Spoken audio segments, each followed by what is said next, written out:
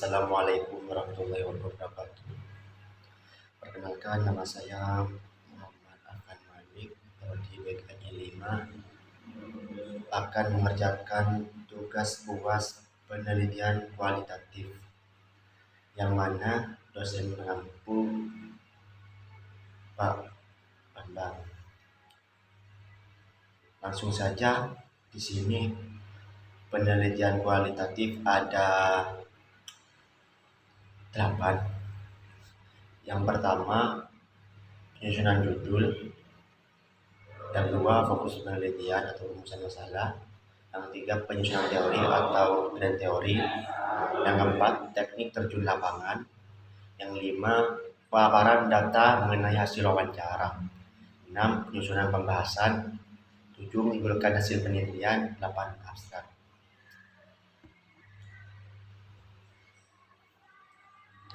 Baik, sebelum bahas kemana, kita bahas awal yang dulu, penyusunan judul. Jadi ketika penyusunan judul itu, kita harus melihat fenomena yang terjadi di masyarakat atau lingkungan sekitar.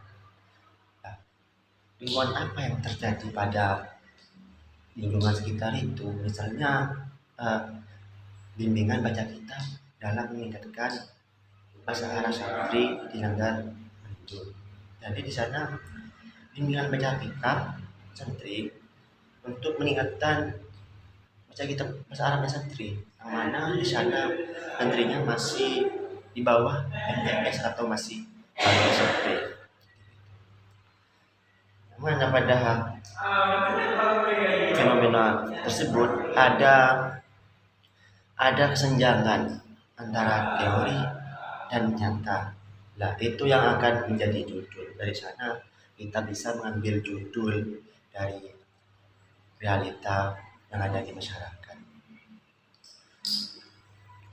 Lanjut yang nomor 2. Ketika nomor 2 ini fokus penelitian atau rumusan masalah.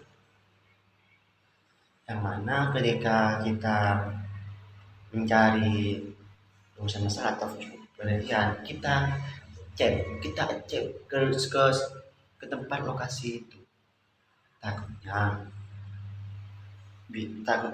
tidak sama kalau kita tidak mengecek di lokasi tersebut, tidak sesuai teori, tidak sesuai fokus penelitian, takut menyimpang dari penelitian. Jadi batasan masalah itu agar pembahasan penelitian tidak kemana-mana atau menjadi fokus tersendiri. Mungkin gitu. Yang ketiga ini kita penyusunan teori atau teori, yang mana di penyusunan teori ini kita harus mencari atau mengetahui fenomena masalah yang sesuai dengan teori yang sudah dipelajari dan menentukan nilai teori sebagai acuan atau pisau penelitian. Jadi sebelum kita turun ke lapangan, langkah baiknya kita itu mempersiapkan pisau penelitian, apa yang mau dibahas setelah itu, apa yang mau diteliti. Setelah teori ada, kita tinggal terjun ke lapangan. Ini termasuk yang nomor 4, teknik terjun lapangan. Jadi sebelum kita beranjak atau berangkat ke suatu lokasi, di lokasi itu di Desa Meninjau Langgar, yang mana kita harus menyusun pedoman wawancara sesuai dengan pisau analisis atau grand teori. Ya gitu. Sekarang observasi di sini itu kecocokan antara grand teori dengan fenomena lapangan. Ketika menanyakan suatu ketika observasi, tidak boleh mengada misalnya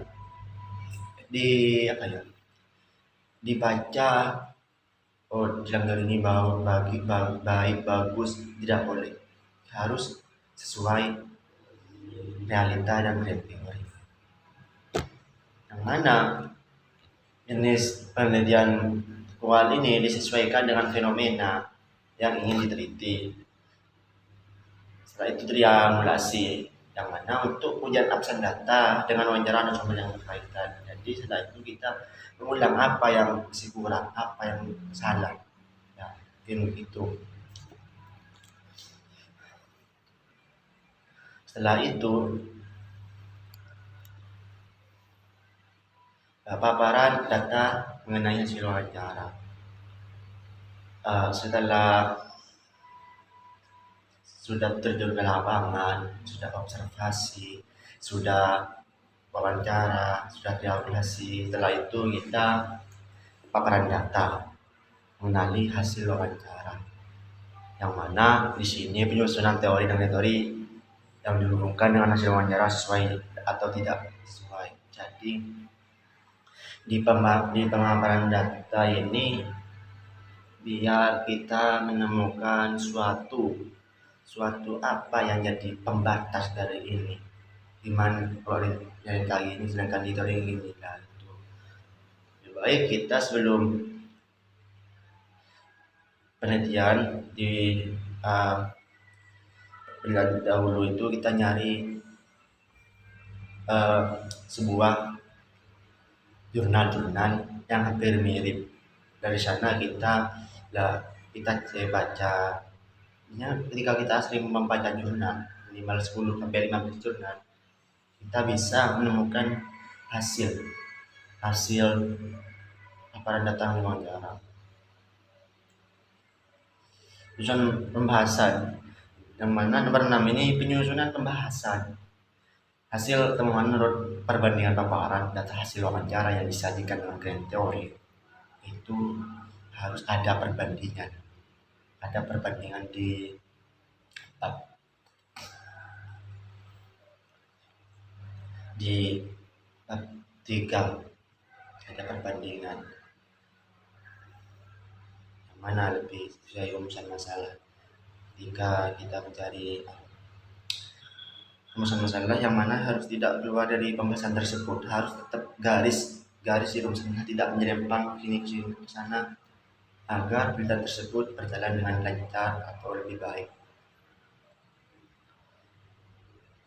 Nah, yang nomor 7 ini menyimpulkan hasil penelitian. Nah, menarik, ini sangat menarik. Maksudnya ini menarik benang hasil yang ditemukan di semua rumusan masalah. Tulis hasilnya saja. Nah, kita dari hasil penelitian tersebut kita tarik benang, kita cari yang ditemukan ketika hasilnya itu bagaimana di rumusan masalah itu kita tarik. Terus setelah itu kita membentuk abstrak, yang mana di abstrak ini fenomena yang sudah diteliti. Jadi kita menulis abstrak fenomena yang sudah diteliti, minimal itu 1 paragraf.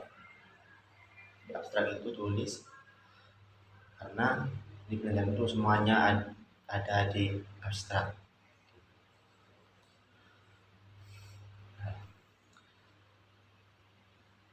Mungkin masih belum ada yang bisa dipahami, bisa tanyakan langsung ke saya, karena orang manusia itu tidak luput dari kesalahan, yang mana kesalahan tersebut datangnya dari diri sendiri, ketika kebenaran itu datangnya dari Allah Subhanahu wa Ta'ala. Itu maaf apabila kurang jelas.